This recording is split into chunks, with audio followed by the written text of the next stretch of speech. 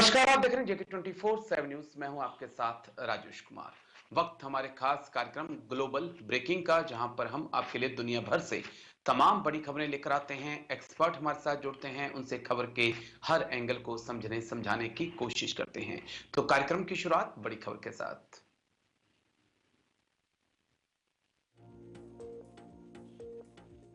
पाकिस्तान के चीन के टिकटॉक पर बैन लगाने जा रहा अमेरिका। इसी हफ्ते टिकटॉक पर लग सकता है बैन। 1/3 अमेरिकी करते हैं टिकटॉक का इस्तेमाल। अमेरिका को शक, चीन कर रहा जासूसी। इस वक्त की बड़ी खबर, चीन के टिकटॉक पर बैन लगाने जा रहा अमेरिका। इसी हफ्ते टिकटॉक पर लग सकता है बैन। चीन के टिकटॉक पर बैन लगाने जा रहा अमेरिका। बड़ी खबर आपको बता रहे हैं इस वक्त की। इसी हफ्ते टिकटॉक पर लग सकता है बैन। 1/3 अमेरिकी करते हैं इस ऐप का इस्तेमाल। अमेरिका को शक, चीन कर रहा जासूसी।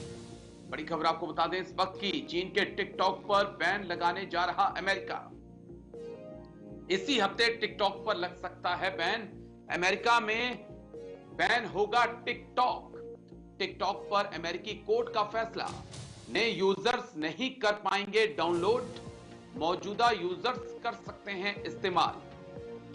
अमेरिकी ऑपरेशन बेचने का दबाव, यूजर्स के डेटा का गलत इस्तेमाल करने का शक, चीन को जानकारी साझा करने का आरोप। 29 जून 2020 भारत में बैन हुआ टिकटॉक, और अब खबर सामने आ रही है कि अमेरिका भी टिकटॉक को बैन कर सकता है।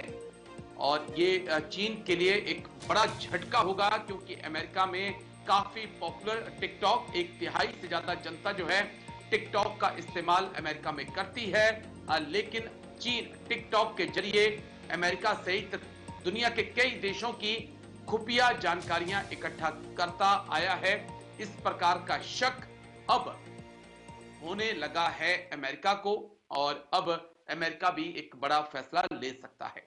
हमारे साथ जाने माने defence expert colonel Dinesh Sharma जुड़ चुके हैं। बहुत बहुत शुक्रिया सर। जय हिंद। सबसे पहले थैंक यू समय देने के लिए। Thank you sir. Colonel Dinesh Sharma, जिस प्रकार से भारत ने 2020 में ही फैसला ले लिया था, लेकिन 2025 की शुरुआत में ही अमेरिका से भी खबरें आ रही हैं कि टिकटॉक को बैन किया जा सकता है। नए यूजर्स अब उसको डाउनलोड नहीं कर पाएंगे, लेकिन पुराने यूजर्स को भी अब टिकटॉक का प्यार छोड़ना होगा। क्या वाकई में चीन ऐसी तमाम एप्लीकेशन के जरिए आपकी खुफिया जानकारियां चुरा रहा है, या कुछ और वजह? राजेश जी, टिकटॉक के ऊपर पहले भी कई बार ब्लेम किया गया है अमेरिका के द्वारा कि ये जो है कंप्लीट उनके यूएस नेशनल्स का पूरा डाटा कलेक्ट करते हैं, जो कि एक प्रकार से सिक्योरिटी थ्रेट हो सकता है। क्योंकि अगर आपके पास पूरा डाटा है काफी लोगों का, तो आप उस डाटे को मैनिपुलेट कर सकते हैं, आप उन लोगों को इन्फ्लुएंस कर सकते हैं, आप उन लोगों को इस्तेमाल कर सकते हैं to spread fake news, to change their loyalty, और इवन सेडिशन के लिए भी आप उनको कर सकते हैं। इन चीजों को मद्देनजर रखते हुए, और यूएस के पास कुछ इस प्रकार की शायद इनपुट मिली हो जिस वजह से वो ये एक्शन ले रहे हैं। ऑलरेडी ये जो है उनके सीनेट ने ये पास कर दिया हुआ है बिल, और 19 जनवरी से जो है टिकटॉक जो है टोटली बैन हो जाएगा यूएस के अंदर। क्योंकि आज की तारीख के अंदर उनका, जैसा कि आपने भी बताया, कि तकरीबन जो है हाफ दी पॉपुलेशन जो है वो टिकटॉक को इस्तेमाल कर रही है। लेकिन इसके साथ साथ एक दूसरा सवाल भी उठता है कि दूसरा जो चाइनीज ऐप है जो कि सामान खरीदने के लिए इस्तेमाल होता है चाइना अमेरिका के अंदर, जिसे तेमू है, तेमू। तो तेमू के ऊपर भी जो है काफी लोग जो हैं वो डिपेंडेंट है। लेकिन तेमू ऐप के अंदर जो है उनमें जो है डाटा में आपका होम एड्रेस है, आपका टेलीफोन नंबर है, आपका ईमेल है।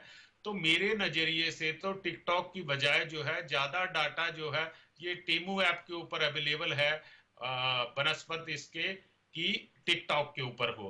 हमने अपनी सुरक्षा को मद्देनजर रखते हुए भारत ने बहुत साल पहले ही ये डिसीजन ले लिया था कि हमने टिकटॉक को बैन कर दिया है, और अब जो है जी। अमेरिका अपने हितों को, लेकिन कुछ एक पॉइंट और है, अपने कुछ खबरें ये भी आ रही हैं कि अमेरिका चाहता है कि टिकटॉक जो है उनके एलन मस्क या बाकी जो उनके ओके। टेक गुरु हैं वो खरीद लें, जी लेकिन जी। ये अभी कोई कंफर्म नहीं है कि are they planning to buy या नॉट, पर उन्होंने पूरी तरह से इसको बैन कर दिया है। जी राजेश जी।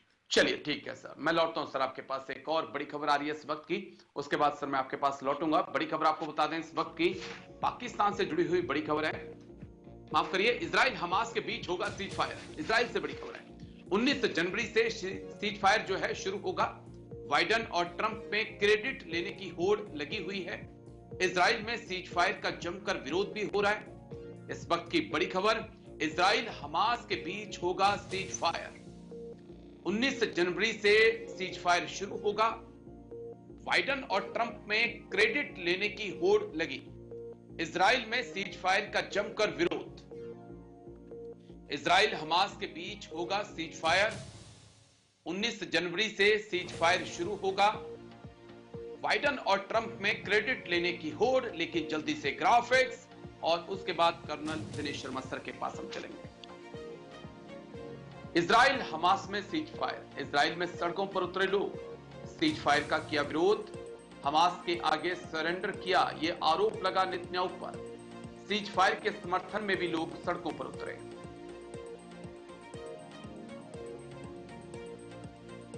Next graphics. बंधकों को रिहा करेगा हमास। हमास के पास अभी भी 90 बंधक हो सकते हैं, जिनमें से 35 से 40 को छोड़ेगा हमास। डोनाल्ड ट्रंप की धमकी का क्या ये असर है? क्योंकि डोनाल्ड ट्रंप ने कहा था कि हमास के लिए नरक के दरवाजे खोल दूंगा, और उससे पहले सीज फायर के लिए तैयार। हमास को नरक भेजने की बात कही थी। हमास टॉप लीडरशिप को खत्म किया जा चुका है। सिनवार या और इस्माइल हानिया दोनों मारे जा चुके हैं, लेकिन अभी भी हमास जिंदा है। चलिए एक्सपर्ट्स के पास चलेंगे। कर्नल दिनेश शर्मा सर, मैं आपके पास आ रहा हूं, समझाइएगा थोड़ा सा। 20 तारीख को डोनाल्ड ट्रंप का शपथ ग्रहण, 19 तारीख को ही फैसला किया गया है कि अब सीज फायर होगा इजराइल और हमास के बीच। डोनाल्ड ट्रंप की वो धमकी कि नरक के दरवाजे खोल दूंगा, लेकिन श्रेय बाइडन भी लेना चाहते हैं। उन्होंने कहा कि मैं पूरी मजबूती के साथ इजराइल के साथ खड़ा रहा 7 अक्टूबर के बाद से। सब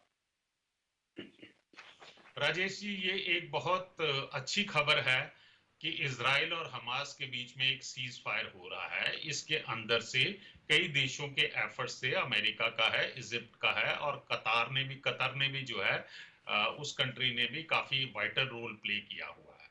लेकिन मैं आपके साथ सहमत हूं कि ये जो हाल ही में डोनाल्ड ट्रंप साहब ने जो धमकी दी थी कि मेरे 20 जनवरी को मेरे दफ्तर ज्वाइन करने से पहले पहले अगर इनका सीज फायर नहीं होता है तो मैं मिडिल ईस्ट के अंदर एक प्रकार का हैवक या hell I will resort to that kind of a action. तो एक तो अफेक्ट उसका हो सकता है, और दूसरा जो है बिडेन जो है पिछले कुछ महीनों से या पिछले मई से ही जो है आवाजें निकल के आ रही थी, न्यूज आ रहे थे कि वो भी चाहते हैं कि किसी प्रकार से ये मिडिल ईस्ट के अंदर लड़ाई रुक जाए।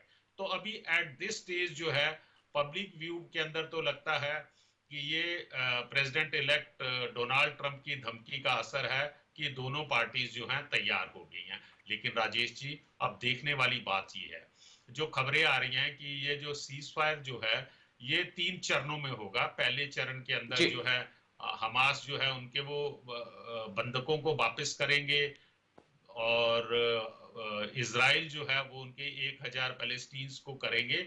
लेकिन अभी भी कई विवाद हैं। अभी हम इसके ऊपर खुशियां नहीं मना सकते हैं कि युद्ध विराम हो जाएगा, क्योंकि कई विवाद हैं जो कि अभी तक ना तो क्लियर हुए हैं और ना ही उनके ऊपर किसी प्रकार का कोई क्लैरिफिकेशन है। फॉर एग्जांपल, गाजा के अंदर अगर युद्ध ये रुक जाता है तो उसके ऊपर किसकी गवर्नमेंट होगी?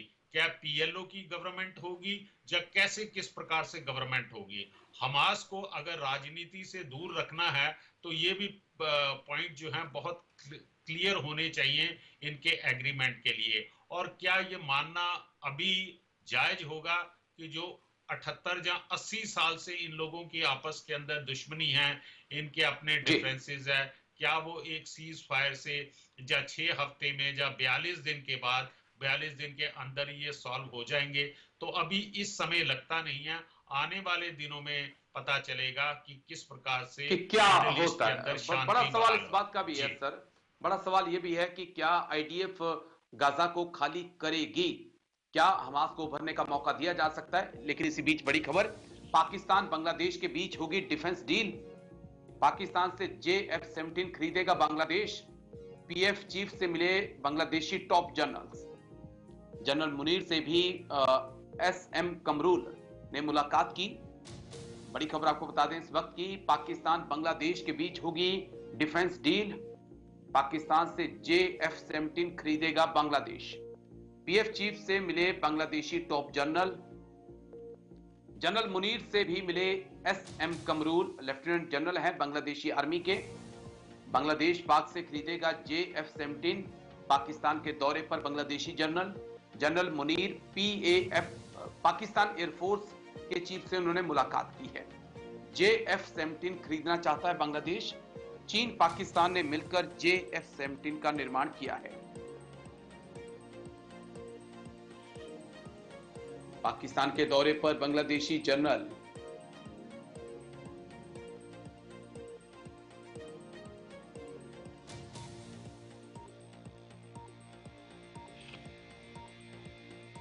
तो JF-17 खरीदना चाहता है Bangladesh. Next graphics, general Munir PF chief से उनकी मुलाकात हुई है।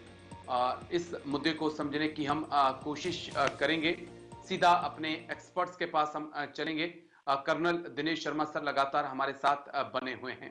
कर्नल दिनेश शर्मा सर, आपसे समझना चाहूंगा, ये जो बांग्लादेश के टॉप जनरल्स हैं वो इस वक्त पाकिस्तान में हैं, जिसमें लेफ्टिनेंट जनरल कमरूल जो है डेलीगेशन की अगुवाई कर रहे हैं।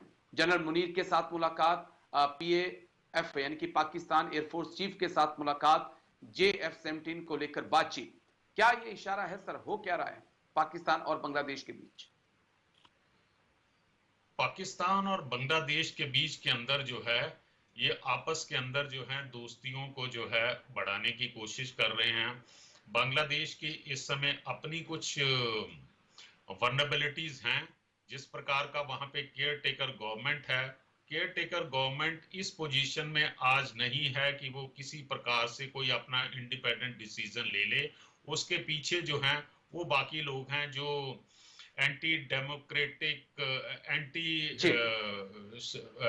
जो इनकी वो स्टूडेंट्स की जो ऑर्गेनाइजेशन है, anti discriminatory movement of students का जो है वो इनके ऊपर है। बेसिकली जो है वो अपनी पब्लिक को ये दिखाना चाहते हैं कि हम जो है इंडिया से नहीं डरते हैं और हम जो है अपना इंडिपेंडेंट स्टेट बनाना चाहते हैं। इसलिए इनका डेलीगेशन जो है वो पाकिस्तान में गया है। पाकिस्तान के GHQ में उनके chief of the army staff से मिला है, जॉइंट चीफ ऑफ स्टाफ से मिला है और एयरफोर्स चीफ से भी मिला है। लेकिन जो आप बता रहे हैं J-17 जो फाइटर जेट ये खरीदना चाहते हैं, भाई उनके देख लीजिए कि उनके क्या नुकसान और क्या फायदे हैं और उसकी क्या प्रॉब्लमें और क्या चेतावनियां जो है उन देशों की तरफ से आ रही हैं जिन्होंने ये खरीदे हैं। ये कोई इतने अफेक्टिव J-17 नहीं है। लेकिन इस समय बांग्लादेश जो है वो इस पोजीशन के अंदर नहीं है कि वो अपना खुद का भला देख सके और वो उन्हीं लोगों के पास जा रहा है जो लोग रिस्पॉन्सिबल थे बांग्लादेश के ऊपर अत्याचार करने के, बांग्लादेश की पब्लिक के ऊपर जो है जेनोसाइड करने के। लेकिन जो इनका प्रेसिडेंट है यूनुस, केयर टेकर प्रेसिडेंट है, वो इस पोजीशन में नहीं है कि वो अपना भला बुरा सोच सके। अगर आप सोशल मीडिया के ऊपर इस रिपोर्ट के देखें तो वही के लोगों के कमेंट आ रहे हैं कि ये 80 साल प्लस का बूढ़ा है, ये कुछ दिनों के बाद मर जाएगा, ये हमारे लिए प्रॉब्लम क्रिएट करके जा रहा, हम पिछले इतने सालों से जो है देश भारत के साथ हमारे दोस्ताना संबंध थे, एक वो रिलायबल कंट्री है जिसके साथ हमारे संबंध थे, और ये उन हथियारों के पास जा रहा है अपने रिश्ते बढ़ाने के लिए जिन्होंने हमारे देश के अंदर बिल्कुल सर, 30 लाख से ज्यादा लोगों का कत्ल किया गया था सर जी। 30 लाख से ज्यादा और 3 लाख से ज्यादा महिलाओं का रेप इसी पाकिस्तान आर्मी ने किया था बांग्लादेश में, लेकिन मोहम्मद यूनिस ने आंखों पे पट्टी बांध रखी है। चलिए, हिंद प्रशांत महासागर में चीन को मिलेगी टक्कर। भारतीय नौसेना में शामिल हुए 3 युद्धपोत आईएनएस सूरत, नीलगिरी और बागशीर शामिल हुए। पाक की नौसेना को मजबूत कर रहा चीन। बड़ी खबर आपको बता दें, हिंद प्रशांत महासागर में चीन को टक्कर। भारतीय नौसेना में शामिल हुए 3 नए युद्धपोत आईएनएस सूरत, आईएनएस नीलगिरी, आईएनएस बागशीर शामिल। पाक की नौसेना को मजबूत कर रहा चीन। जल्दी से ग्राफिक्स और उसके बाद फिर अपने एक्सपर्ट्स के पास।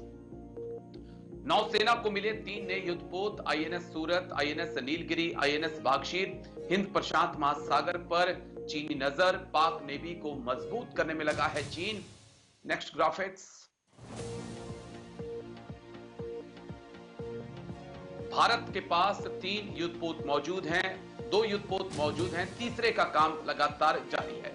भारत के पास 18 सबमरीन हैं, चीन के पास 78, पाकिस्तान के पास 9 सबमरीन मौजूद हैं। और इस वक्त कह सकते हैं तो समुद्र में भी एक गजब की होड़ लगी हुई है। और हम सीधा अपने एक्सपर्ट्स के पास चलेंगे। सर, जिस प्रकार से हमने हाल ही में देखा, चीन लगातार पाकिस्तान नेवी के लिए सबमरीन बना रहा है, फॉरगेट बना रहा है और डिस्ट्रॉयर बनाने में लगा हुआ है। पूरी कोशिश चीन की है कि पाकिस्तान की नेवी को भारत के समक्ष खड़ा किया जाए। क्या यह समुद्र में भारत को उलझाने की एक कोशिश है, या समुद्र में भी भारत के सामने 2-3 फ्रंट पैदा करने की कोशिश है? सर राजेश जी, चीन का अपना कुछ एम प्लस है। वो जो है पाकिस्तान की नेवी को जो है सपोर्ट कर रहा है, उनकी मदद कर रहा है उनके सबमरीन और युद्धपोत बनाने के लिए। और अभी हाल ही में उन्होंने आपस के अंदर एक एग्रीमेंट भी साइन किया है। देखिए, ये जो इंडो पैसिफिक रीजन है, जहां हम कह सकते हैं कि इमीडिएट जो हमारे कोस्टल एरिया जो हमारे इंटरेस्ट का है, इंडियन ओशन, अरेबियन सी, ये बहुत इंपॉर्टेंट है ट्रेड रूट के हिसाब से। और हमारी जो पॉलिसी है, भारत की जो पॉलिसी है, भारत की कोस्टल एरिया के बारे में, जो समुद्र के बारे में एक आपको ज्ञान होगा कि हमारे प्रधानमंत्री जी ने एक पॉलिसी बनाई हुई है, सागर, शॉर्ट में Sagar, security and growth of all the region. So उसी चीजों को मद्देनजर रखते हुए आज की तारीख में हमारी जो नेवी जो है वो कैपेबल है अपने इंटरेस्ट को सेफगार्ड करने के लिए, और साथ के साथ ही जो किसी प्रकार की अगर दूसरे नेशंस को सी के अंदर मदद की जरूरत पड़ती है तो हम सबसे पहले वहां पहुंचते हैं। आज की तारीख के अंदर हमारी नेवी जो है हर बड़े कॉन्टिनेंट के अंदर या हर बड़े देश के अंदर जो है हमारी जॉइंट एक्सरसाइज के अंदर हमने हिस्सा लिया है, और पूरा वर्ल्ड जानता है हमारी नवल पावर को, हमारी ताकत को। हम जो हैं अभी ये जो है कल जो है हमारे आदरणीय प्रधानमंत्री जी ने एक दिन जो है एक डिस्ट्रॉयर, एक युद्धपोत और एक सबमरीन जो है वो देश को अर्पित की है। तो ये और ज्यादा, और इसके साथ साथ जो हमारे 60 और शिप तैयार हो रहे हैं, उससे जो है हमें किसी प्रकार का निकट भविष्य में पाकिस्तान से और चाइना से इमीडिएटली हमें किसी प्रकार का थ्रेट नहीं होगा। हम लोग इस पोजीशन में हैं कि आज हम पोजीशन ऑफ स्ट्रेंथ के साथ जो है चाइना के साथ बात कर सकते हैं। पाकिस्तान के बारे में तो आपने अभी बताया उनके पास 9 सबमरीन है, पर राजेश जी जरा ये चेक करने की जरूरत है कि कितनी चल रही हैं, कितनी की बैटरी जो है ग्रीस ने जो है इनको देने से मना कर दिया है। तो on paper you may be having 9 submarine, पर हाउ मेनी आर फंक्शनल ये भी देखना पड़ेगा। जी राजेश जी, 4 से 5 है, लेकिन टेंशन चीन की है सर, जो 80 सबमरीन लेकर घूम रहा है, परेशानी उसकी है। मैं लौटता हूं सर आपके पास, एक और बड़ी खबर आ रही है, उसके बाद मैं आपके पास आऊंगा। बड़ी खबर आपको बता दें इस वक्त की, एक और बड़ी खबर आपको दिखाएंगे, उसके बाद एक्सपर्ट्स के पास लौटेंगे। राष्ट्रपति जो बाइडेन ने दिया विदाई भाषण। बाइडेन ने माना कुछ वादे अधूरे रह गए। अमेरिका में हकलाने वाला बच्चा राष्ट्रपति बना, जो बाइडेन का बड़ा बयान। अमेरिका में फेक न्यूज का जाल फैला हुआ है, जो बाइडेन। राष्ट्रपति जो बाइडेन ने दिया विदाई भाषण। बाइडेन ने माना कुछ वादे अधूरे रह गए। अमेरिका में हकलाने वाला बच्चा राष्ट्रपति बना, जो बाइडेन का बड़ा बयान। अमेरिका में फेक न्यूज का जाल फैला हुआ है, जो बाइडेन ने कहा। बाइडेन का विदाई भाषण। अमीरों का वर्चस्व बढ़ रहा है, अमेरिका में नहीं बल्कि मैं तो कहूं तो पूरी दुनिया में ऐसा हो रहा है, और ये देश और लोकतंत्र के लिए बड़ा खतरा है। जिस प्रकार से अमीर और गरीबों के बीच का जो अंतर है वो लगातार बढ़ता जा रहा है। टेक इंडस्ट्रियल कॉम्प्लेक्स पर उन्होंने चिंता जताई है। उन्होंने ये भी कहा है कि अमेरिका में फेक न्यूज का जाल फैला हुआ है। ये बाइडेन ने बड़ी बात कही है, लेकिन ये अमेरिका नहीं पूरी दुनिया इस वक्त फेक न्यूज के जाल से निकलने की कोशिश कर रही है। कुछ वादे अधूरे रह गए, बाइडेन ने माना है, और मेरे फैसलों का आगे असर दिखेगा, जो बाइडेन का विदाई भाषण। और हम सीधा एक्सपर्ट्स के पास चलेंगे। कर्नल दिनेश शर्मा सर, किस प्रकार से जो बाइडेन के इस विदाई के भाषण को देखेंगे? दो तीन चीजें तो मुझे बड़ी अच्छी लगी जो उन्होंने कही कि अमीर और गरीब के बीच जो अंतर बढ़ रहा है वो किसी देश के लिए नहीं, पूरी मानवता के लिए एक बड़ा खतरा पैदा होगा। और साथ ही में फेक न्यूज ये एक तमाम डेमोक्रेसीज के लिए, तमाम देशों के लिए एक बड़ा खतरा। सर राजेश, ये फेक न्यूज, मैं आपके साथ 100% सहमत हूं कि सोशल मीडिया के ऊपर जो फेक न्यूज सर्कुलेट होती हैं, हम लोग इतने कैपेबल नहीं है। रादर जो सिटीजन्स होते हैं वो इतने एनलाइटन नहीं होते हैं कि कम से कम फेक न्यूज को, ऑथेंटिसिटी को चेक करें। तो फेक न्यूज की वजह से कई प्रॉब्लम्स जो हैं देश के अंदर या इंटरनेशनल लेवल के ऊपर भी खड़ी हो जाती हैं। दंगे हैं, एक कम्युनिटी को दूसरी कम्युनिटी के अगेंस्ट भिड़ाना है, पर अल्टीमेटली जो होता है उस फेक न्यूज जो है इसके बड़े लंबे रेमिफिकेशन होते हैं। अब आ जाती है बात जो है अमीर और गरीब की। जीएस, जग जाहिर है कि अमीर और गरीब के अंदर फैसला बढ़ता जा रहा है। ये एक चिंता का विषय है। ये जो है सोसाइटी के अंदर एक बराबरी का जो है वातावरण को दूषित करता है। लेकिन आप अगर जो बाइडेन साहब जो है वो कह रहे हैं, आपका तो कंट्री कैपिटलिस्ट है, आप लोग तो ज्यादा प्रेफरेंस देते हैं, जितने भी स्टार्टअप हैं या जितने भी बिजनेसमैन हैं, गवर्नमेंट का तो आपके देश के अंदर बिल्कुल नेग्लिजिबल कंट्रोल है आपके बिजनेस एस्टेब्लिशमेंट के ऊपर। और आप आज ये कह रहे हैं कि फासला बढ़ रहा है। जनाब, आप 4 साल से क्या कर रहे थे? पिछले 4 सालों से जिस समय आप आए, चलिए आप वर्ल्ड की बात को छोड़ दीजिए, कम से कम आप अपने देश के अंदर ही ये कुछ कंट्रोल करते या कुछ ऐसी पॉलिसीज बनाते जिससे ये जो गैप है ये थोड़ा कम होता। आज जब आप जा रहे हैं, थिंग्स आर मतलब hardly 2-3 days are left with you, that time you are giving this kind of a sentimental sermon. I appreciate your feeling or concerned about the अमीरी गरीबी के बारे में, but this is no time. And this is no time. अब जब आपके पास time था तब why are you 4-4.5 साल आपके पास वक्त था, लेकिन तब आपने क्या किया इस गैप को भरने के लिए? ये बड़ी अहम बात आपने की। लेकिन शुक्रिया कर्नल दिनेश शर्मा सर, बहुत बहुत शुक्रिया आपका मेरे साथ जुड़ने के लिए, तमाम पहलुओं पर इतनी बारीकी से सर बात रखने के लिए। तो डिफेंस स्पेशल में आज मेरे साथ इतना ही। कल फिर होगी मुलाकात, दीजिए इजाजत, नमस्कार।